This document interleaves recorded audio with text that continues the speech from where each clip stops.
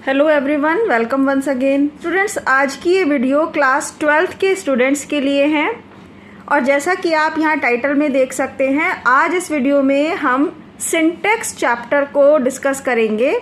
Syntax का meaning है sentence को करेक्ट करके लिखना, करेक्ट द सेंटेंसेस।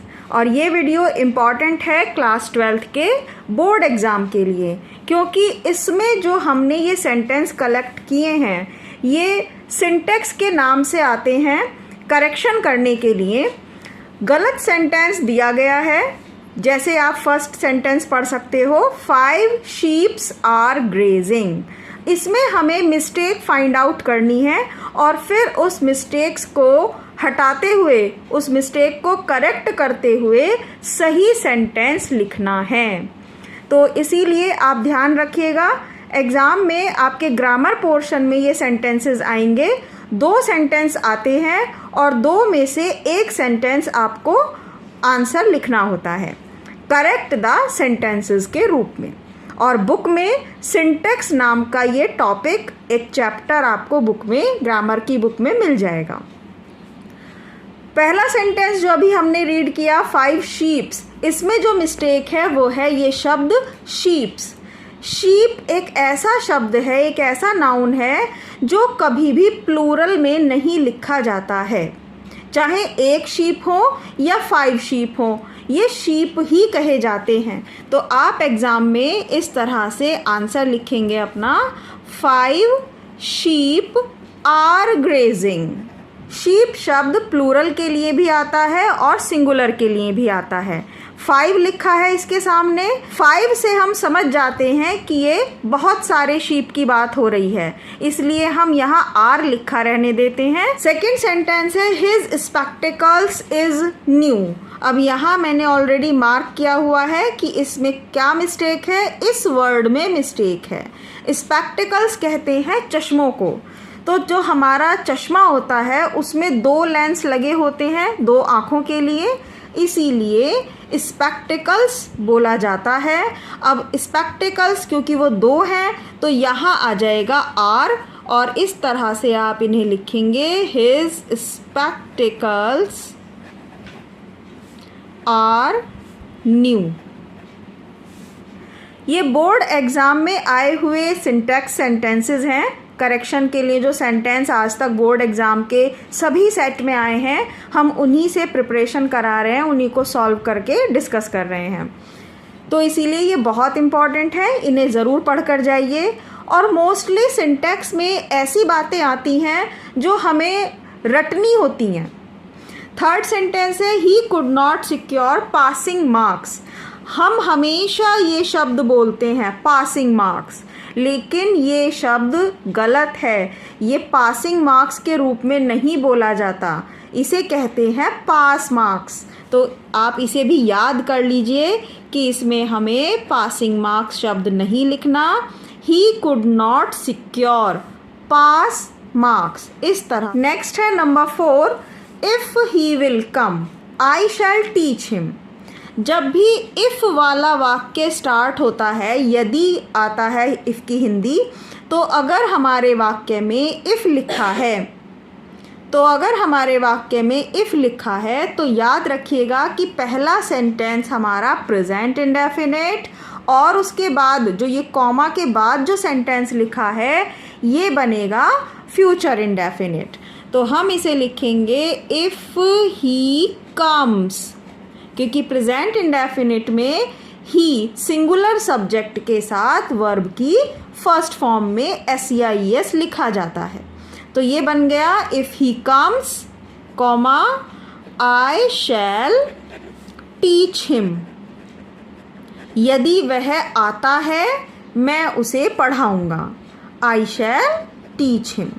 इसके बाद है number 5, the man disappeared after he has committed a murder. यहाँ पर हम जब फर्स्ट जो सेंटेंस है हमारा, द मैन डिसअपियर्ड, ये पास्ट इंडेफिनिट है। तो जब यहाँ पास्ट इंडेफिनिट है तो यहाँ प्रेजेंट इंडेफिनिट नहीं हो सकता, ये बनेगा पास्ट इंडेफिनिट से और नेक्स्ट सेंटेंस बनेगा पास्ट परफेक्ट से। तो यहाँ हैज़ की जगह हम लिखेंगे had. The man disappeared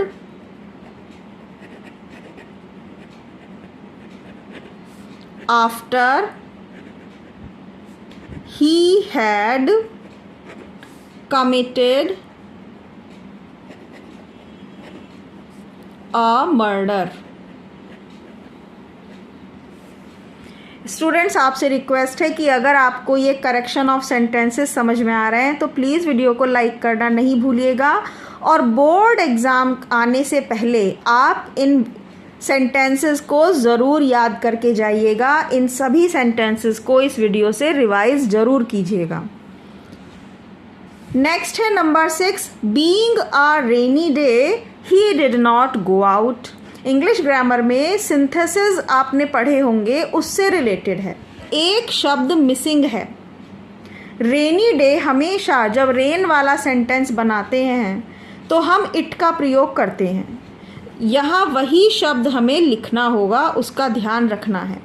being it a rainy day, इस तरह से लिखेंगे इसे, being it a rainy day, comma we did not go out. Next है number 7, please knock on the door before you enter the house. अब अगर आपने 9th 10th में या छोटी क्लासेस में प्रिपोजिशन पढ़ी होंगी तो यहाँ जो मिस्टेक है वो है नॉक के साथ ऑन प्रिपोजिशन की, क्योंकि नॉक के साथ खटखटाने वाली सेंस में जब हम दरवाज़ा खटखटा रहे हैं तो नॉक शब्द के साथ एट का प्रयोग होता है, एट प्रिपोजिशन आती है। Please knock at the door before you enter the house. Next is number 8, I am too happy to see you. इस सेंटेंस में यहाँ पर टू जो लिखा है TOO, इसे याद रख लीजिएगा कि इसकी जगह हमें वेरी शब्द का प्रयोग करना है। I am very happy to see you. His hairs are black. ये जो सेंटेंस है नंबर 9, ये है सबसे ज़्यादा कंफ्यूज करने वाला सेंटेंस। हेयर्स आर ब्लैक, और यहाँ पर ऑब्लिक करके इज़ भी लिख सकते हैं इस तरह से। अगर हेयर लिखेंगे इस तरह से तो इज़ का प्रयोग कर दीजिएगा, हेयर्स लिखेंगे तो आर, और ऑब्लिक करके भी ये लिखा जा सकता है, क्योंकि यहाँ कहने वाले का ये नहीं पता चलता है कि वो एक बाल को कह रहा है या बहुत सारे बालों को कह रहा है। नेक्स्ट सेंटेंस है mathematic is a tough subject. इसमें मैथमेटिक जो शब्द है ये गलत है, मैथमेटिक्स बोला जाता है हमेशा। ये जो विषय का नाम है इंग्लिश में मैथमेटिक, इसे एस लगाकर लिखते हैं, लेकिन एस लगाकर लिखने से ये बहुवचन नहीं बनेगा, प्लूरल वर्ड नहीं बनेगा। हम इसके साथ आर का प्रयोग नहीं करेंगे, इज़ ही लिखेंगे। Mathematics is a tough subject. याद रखिएगा, मैथमेटिक्स की स्पेलिंग में एस आता है, लेकिन ये बहुवचन नहीं माना जाता, इसके साथ इज़ लिखा जाएगा। Milk is preferable than tea. Milk is preferable, जो ये शब्द है प्रेफरेबल, इसके साथ दैन का प्रयोग नहीं होता, इसके साथ हम टू लिखते हैं। Milk is preferable to tea. याद रखना है, ये हमें रट लेना है कि प्रेफर शब्द के साथ टू प्रपोजिशन का यूज़ किया जाता है। नेक्स्ट सेंटेंस है he has received a letter yesterday. इसमें येस्टरडे शब्द जब आ रहा है तो हम इसे पास्ट परफेक्ट टेंस में बनाएंगे। येस्टरडे का मीनिंग है बीता हुआ कल, तो आपको याद रख लेना है ये चीज़ कि येस्टरडे अगर है तो प्रेजेंट में ये सेंटेंस नहीं बनेगा। He had received a letter yesterday. Number 13 है he treated me as if I was a king. He treated me as if. यहाँ जो if है ये सेंटेंस के बीच में है, इसलिए इसमें वो वाला रूल नहीं अप्लाई होगा जो अभी मैंने पहले बताया था इसी वीडियो में. ही ट्रीटेड मी, उसने मुझे व्यवहार किया, उसने मेरे साथ व्यवहार किया एज इफ़, जैसे कि मैं, आई वॉज अ किंग. जब हमारे पास कोई एक ऐसा सेंटेंस है जिसकी हम कल्पना कर रहे हैं, वर्तमान में हम प्रेजेंट में कोई राजा नहीं हैं, हम इस वाक्य में क्या कह रहे हैं कि उसने मेरे साथ ऐसा व्यवहार किया जैसे कि मैं कोई राजा हूँ. तो इस वाक्य में वॉज की जगह हम वर शब्द का प्रयोग करते हैं जब हम किसी चीज़ को इमेजिन करते हैं कि काश, या जैसे मैं कोई बड़ा व्यक्ति हूँ, या मैं कोई चिड़िया हूँ, मैं कोई राजकुमार हूँ. तो ऐसे में हम अपोजिट चीज़ यूज़ करते हैं सब्जेक्ट के साथ, उसकी अपोजिट हेल्पिंग वर्ब. आई के साथ हमेशा वॉज आता है, लेकिन हम ऐसे में क्या यूज़ करेंगे, आई वर. ही अगर लिखा होता तो ही के साथ भी वॉज आता है, तो हम लिखेंगे ही वर अ किंग. कोई ऐसी चीज़ हो कि एज इफ़ आ रहा है वाक्य में, काश, जैसे मैं कोई राजा था, तो यहाँ पर हम आई के साथ वर का प्रयोग करेंगे. Boy told a lie least he should not be punished. इस सेंटेंस में द बॉय टोल्ड अ लाई, लड़के ने झूठ बोला. द बॉय टोल्ड अ लाई, यहाँ तक सही है, लेकिन जैसे ही ये शब्द आता है लीस्ट, लीस्ट का मतलब है कहीं. एक इमेजिन करके ही ये वाला वाक्य भी बन रहा है कि लड़के ने झूठ बोला. क्यों? उसे ये डर था कि कहीं उसको सज़ा ना मिल जाए.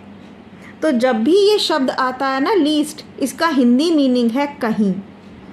और इसके बाद जो आप सेंटेंस बोल रहे हैं उसमें केवल शुड का प्रयोग होता है, नॉट शब्द नहीं आता. Least he should be punished.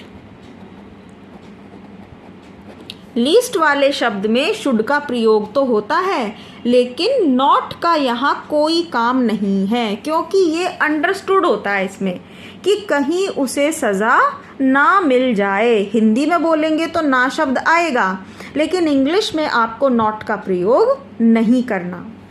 Whole India is suffering from corona. इसमें हम यहाँ सबसे पहले द शब्द का प्रयोग करेंगे. द होल इंडिया, यहाँ आर्टिकल आएगा द होल इंडिया इज़, और इज़ की जगह आप हैज़ बीन शब्द का भी प्रयोग कर सकते हैं. Has been suffering from corona. तो इस वीडियो में अभी 15 सेंटेंस तक ही हम बता रहे हैं. नेक्स्ट पार्ट आएगा इस वीडियो का जिसमें हम 34 तक सेंटेंसेस को बताएंगे. तो प्लीज़ इस वीडियो को लाइक करना और चैनल को सब्सक्राइब करना नहीं भूलिएगा. नेक्स्ट वीडियो को देखने के लिए, नेक्स्ट करेक्शन ऑफ सेंटेंसेस को समझने के लिए चैनल को सब्सक्राइब करना नहीं भूलिएगा. जल्दी से इस चैनल को सब्सक्राइब कर लीजिए. थैंक यू फॉर वॉचिंग, और इसी तरह से स्टडी करते रहिए हमारे साथ.